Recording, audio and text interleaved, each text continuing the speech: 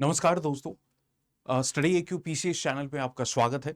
आज हम उड़ीसा में एक न्यूज़ आर्टिकल के बारे में डिस्कस करेंगे। हाल ही में सीएम मोहन चरण मांझी एक जयदेव पीठ को विश्व स्तरीय यानी कि ग्लोबल लेवल पे एक न्यू स्पिरिचुअल हब बनाना चाह रहे हैं, यानी कि उड़ीसा की सरकार इसको बनाने चाह रही है। तो आइए देखते हैं डिटेल में क्या क्या इस पे प्रोविजन रखा जा रहा है। तो सीएम मोहन चरण मांझी उन्होंने एक शिलान्यास किया है 7 करोड़ की लगभग ये प्रोजेक्ट में। जो जयदेव पीठ है, जयदेव एक संस्कृत कवि हैं। 12वीं शताब्दी में वो एक फेमस कवि रह चुके हैं। तो उनकी जो जन्मस्थली है उसको एक विश्व स्तरीय ग्लोबल लेवल पे एक स्पिरिचुअल हब इसको बनाया जाएगा। और उनकी जो जन्मस्थली है वो है Kenduli, the birth place of great Sanskrit poet Jayadev. Okay, उसी बर्थ प्लेस को या उनकी जन्मस्थली को एक ग्लोबल लेवल टूरिस्ट प्लेस आप बोल सकते हैं, या विश्व स्तरीय एक कला संस्कृति की एक हब बनाने की कोशिश की जा रही है।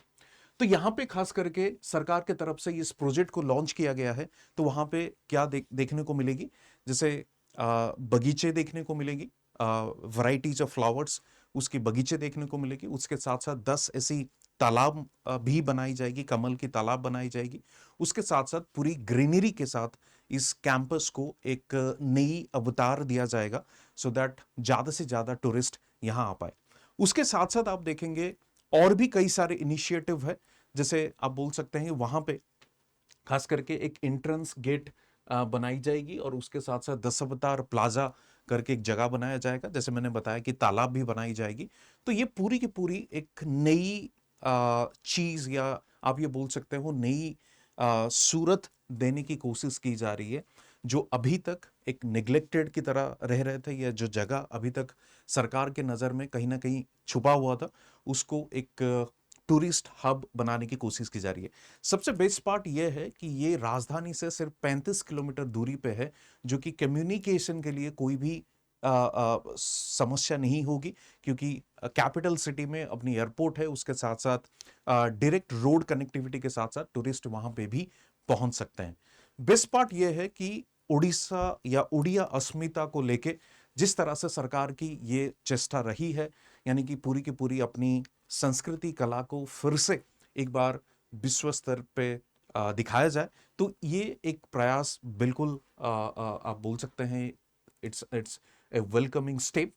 अब दूसरी बात ये भी है, आप ये देख सकते हैं जैसे उस कैंपस के अंदर एक मंदिर भी है, जो कि 10वीं और 11वीं शताब्दी की माना जाता है। वो है लक्ष्मी नृसिंह टेम्पल, यानी कि लक्ष्मी नृसिंह एक मंदिर भी है, जिसको सरकार ने उसको भी ठीक करने का और उसको भी दोबारा एक री इनकारनेशन, एक नई अवतार के साथ लाने की भी सरकार कोशिश कर रही है। यदि आप जयदेव के बारे में जानना चाहेंगे, जैसे मैंने बताया कि 12वीं शताब्दी पे एक संत थे, यानी कि कवि भी थे, जिन्होंने गीत गोविंद को लिखा है।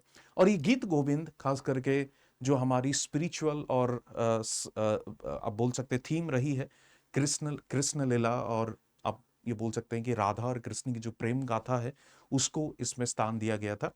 और खास करके ये भी बोला जाता है कि उस समय में जगन्नाथ मंदिर में जगन्नाथ जी के सामने इसकी पाठ की जाती है, या इसको पढ़ा जा रहा था। तो ये थी जयदेव जी के बारे में, और जयदेव जी की जो जन्मस्थली है उसको एक विश्व स्तरीय टूरिस्ट प्लेस बनाने की एक छोटी सी प्रयास सरकार की तरफ से की जा रही है। और ये बिल्कुल आप ये बोल सकते हैं उड़िया अस्मिता को भी ये कहीं ना कहीं सीट्स में रखते हुए इस आप बोल सकते हैं कदम उठाया जा रहा है। ओके, तो आज के लिए इतना ही था न्यूज एनालिसिस में, न्यूज आर्टिकल में। और ये हमारी फाउंडेशन बैच, निश्चय फाउंडेशन बैच, कंप्रेहेंसिव प्रिपरेशन के लिए आप हमारे साथ जुड़ सकते हैं।